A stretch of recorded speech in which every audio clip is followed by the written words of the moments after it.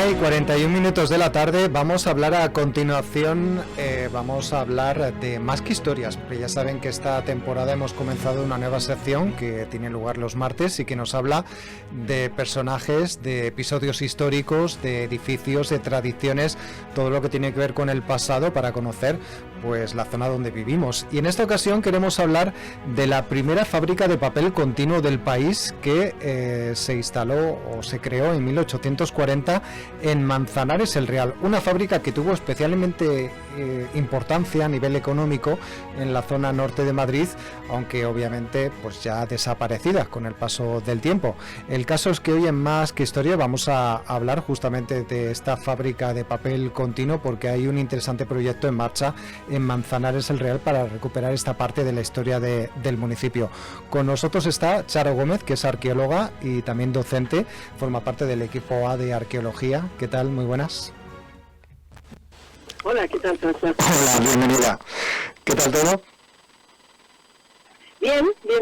Me encantaba de hablar con vosotros y de comenzar el año hablando sobre el patrimonio serrano, que es algo que pensamos debe formar parte ha formado parte de nuestra historia y tiene que formar parte de nuestro futuro.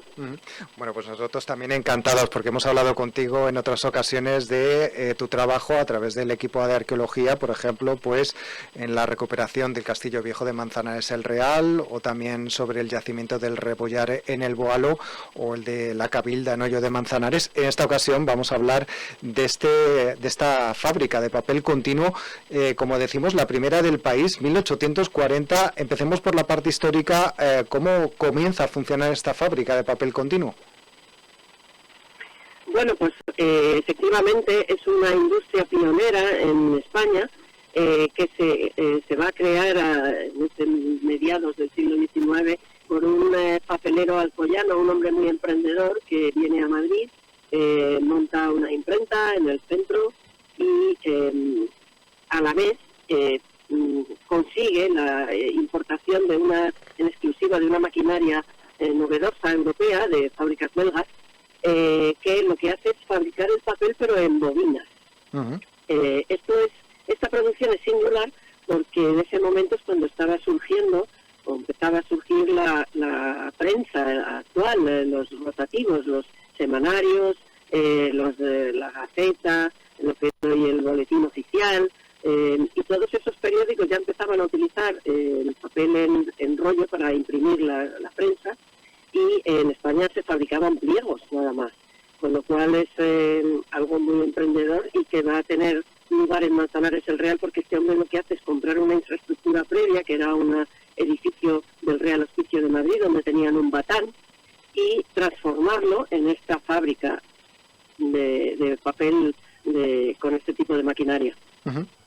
¿Y por qué eligieron Manzanares el Real? Justamente porque había esta instalación que se podía reutilizar para hacer esta fábrica. Claro, en ese momento la energía fundamental era la energía hidráulica, aunque ya empezaban a utilizarse también máquinas de vapor de forma complementaria. Esta instalación, el batán, estaba a orillas del río Manzanares con una infraestructura de derivación de aguas y de entrada al edificio y de salida de estas aguas que le era muy útil. Lo que hace es esa misma instalación modificarla y ampliarla para instalar la fábrica. Uh-huh. Por cierto, ¿qué queda de esta antigua fábrica de papel continuo de Manzanares el Real en cuanto a edificios y demás? Pues la verdad es que esta industria era un poco diferente a lo que estamos acostumbrados por una instalación industrial que suele estar concentrada en un mismo edificio. En el caso de Manzanares, la fábrica de papel tiene este edificio principal junto al puente del río Manzanares, en el que cruza la Cañada Real Segoviana, uh-huh. Pero luego compra 2 molinos más y una serie de edificios en el pueblo y sobre todo fincas, lo que hace que sea una industria dispersa. En estos molinos lo que se hace es fabricar la pasta de papel, hacer la materia prima, digamos, que luego se iba a utilizar en las maquinarias que habían en el edificio principal de la fábrica. Uh-huh. Ese era uno de los edificios, pero también se crearon otros. Incluso creo recordar yo por alguna conferencia a la que he acudido hace unos años, justamente sobre esta fábrica de papel continuo, que también se crearon viviendas, ¿no?, para los trabajadores que trabajaban en este lugar. Sí, claro, tiene lo que es el edificio principal, del cual no queda prácticamente nada, porque en los años 70 se construye una urbanización de pisos justo encima del edificio, era una finca bastante grande. Esos edificios apoyan sus cimientos sobre la parte baja de la fábrica y todavía se conserva algún resto en la fachada que da al río Manzanares y a la que da al arroyo Cortecero, que está justo al lado. Pero además, como te decía, de estos dos molinos que producen la pasta de papel, tenía un edificio que es el que cierra la plaza del pueblo por el sur, donde estaba el secadero, las oficinas, el alojamiento de los proveedores y los técnicos, y una fila de casas en la avenida de la Pedriza, junto al río Manzanares, que lo denominamos en el pueblo Chamberí, que es una casita semilera para los trabajadores de la fábrica. Fíjense que muchas veces nos hemos pasado por ese lugar y esas viviendas nos han llamado la atención, ¿no?, porque son todas como muy similares, casas bajas, etcétera, etcétera, salida a la calle directamente, y no sabíamos que pertenecían a estos trabajadores, ¿no?, que se habían ofrecido a estos trabajadores que trabajaban en esta fábrica. Por cierto, el edificio del que comentas que, digamos, cierra la plaza del ayuntamiento, que era donde se secaban esas bobinas de papel, es donde ahora mismo está la sala del rodaje, ¿no? Y bueno, además de viviendas y además de alguna otra comercio que hay en ese edificio. Eso es un edificio que está protegido como parte de la infraestructura industrial, que ha sido recientemente remodelado para adaptarlo a usos del siglo XXI, como es un centro comercial, un local comercial, hay también viviendas, y hay una zona que recupera ese antiguo uso que tuvo también ese edificio, que fue muy importante en Manzanares, que fue nuestro cine. Ocupaba la zona este de ese edificio, y hoy el ayuntamiento ha instalado ahí una sala multiusos llamada El Rodaje, de que vuelve a dar esa importancia a la industria del cine, que también fue muy destacada en Manzanares. Charo, ¿y hasta cuándo estuvo abierta esta fábrica de papel continuo?